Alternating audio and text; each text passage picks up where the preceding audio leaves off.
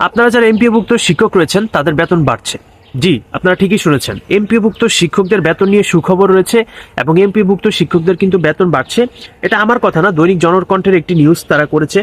তো সরকারি এমপিওভুক্ত কর্মচারী যারা রয়েছেন তাদের বেতন কেন বাড়ছে, কিভাবে বাড়ছে, এই যে নিউজটা দেখেন আপনারা, এই যে নিউজটা দেখেন, আমি কিন্তু নিজে কোনো বানিয়ে কথা বলছি না, এটা তাদেরই। আপনারা যারা অলরেডি কিন্তু এমপিওভুক্ত হয়ে গেছেন, আপনারা কিন্তু প্রতি মাসেই হচ্ছে বেতন পাচ্ছেন, অনেকে হচ্ছে কম পাচ্ছেন, যেটা নিয়ে আপনারা অনেকদিন ধরে আন্দোলন সংগ্রাম করছেন। অবশেষে কিন্তু আপনাদের সেই বেতন ভাতাদি নিয়ে একটি সুখবর কিন্তু আমাদের মধ্যে চলে এসেছে। বেসরকারি স্কুল কলেজের এমপিওভুক্ত শিক্ষক কর্মচারীদের বেতন ভাতা দ্রুত প্রদান করা হবে বলে জানা গেছে। সংশ্লিষ্ট তথ্য অনুযায়ী পাওয়া গেছে আগামী 11 ডিসেম্বরের মধ্যে তারা বেতন ভাতা পেয়ে যাবেন, অর্থাৎ এই মাসের আর মোটামুটি 7-8 দিন পরে হচ্ছে আপনারা বেতন ভাতা পেয়ে যাবেন। যারা হচ্ছে বিগত মাসগুলোর বেতন ভাতা হচ্ছে আপনারা পাননি, সেটা কিন্তু আর 1 সপ্তাহের মধ্যেই কিন্তু পেয়ে যাবেন। মাধ্যমিক ও উচ্চ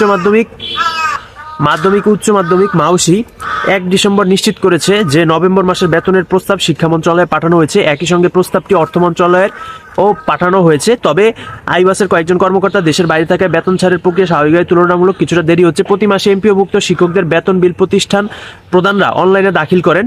এরপর যাচাই বাছাই শেষে অর্থ মন্ত্রণালয়ের অনুমোদন পেলে বেতন ভাতা ব্যাংকে পাঠিয়ে দেওয়া হয়। সরকার ইতোমধ্যে ডিজিটাল বিল দাখিল ও অনুমোদন ব্যবস্থা চালু করেছে, যার ফলে বেতন ভাতা প্রক্রিয়াকরণ আগের তুলনায় আরো দ্রুত, স্বচ্ছ এবং নিরবিচ্ছিন্ন হচ্ছে। অর্থাৎ বলা যাচ্ছে যে অর্থ মন্ত্রণালয় এবং হচ্ছে শিক্ষা মন্ত্রণালয়ের হস্তক্ষেপে আপনাদের বেতন আর হয়তো 11 থেকে 12 ডিসেম্বরের মধ্যে হয়ে যাবে, যারা বেতন হচ্ছে বিগত মাসের বেতন পাননি। এবং বর্তমানে কিন্তু সরকার এই বেতন ভাতার যেই প্রসেসটা, আপনাদের হাত পর্যন্ত যাওয়ার যে প্রসেসটা, এটা ডিজিটালাইজড করে দিয়েছে। এবং এই ডিজিটালাইজড করার ফলেই কিন্তু আপনারা সামনের দিকে খুব সহজেই কিন্তু বেতন ভাতা পেতে পারবেন। সো আপনারা যারা এমপিওভুক্ত শিক্ষক কর্মচারী রয়েছেন তাদের জন্য এটা আসলে অনেক সুখবর। তো এই পর্যন্ত আজকের আপডেট, দেখা হচ্ছে পরবর্তী আপডেটে। চ্যানেলটি সাবস্ক্রাইব করে রাখুন, ভিডিওতে একটি লাইক দিয়ে দেন। দেখা হচ্ছে পরবর্তীতে, সকলে ভালো থাকুন, ধন্যবাদ।